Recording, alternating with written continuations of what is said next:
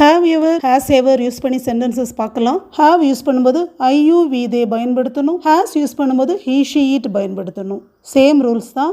இது at any time, எப்போவாவது அப்படிங்கிற மீனிங் வரும். have you ever been to London? நீ எப்போவாவது லண்டன் சென்றதுண்டா? அதாவது நீ எப்போவாவது லண்டன் சென்றிருக்கிறாயா அல்லது நீங்கள் எப்போவாவது லண்டன் சென்றிருக்கிறீர்களா அப்படின்னு கேட்குற மீனிங் இது வரும். have you ever tasted this food before? இந்த உணவை நாம் எப்போதாவது சுவைத்ததுண்டா? அதாவது எப்போதாவது இந்த உணவை நாம் சாப்பிட்டு இருக்கிறோமா, டேஸ்டாவது பண்ணியிருக்கிறோமா அப்படிங்கிற மீனிங் இது வரும். have I ever hurt you?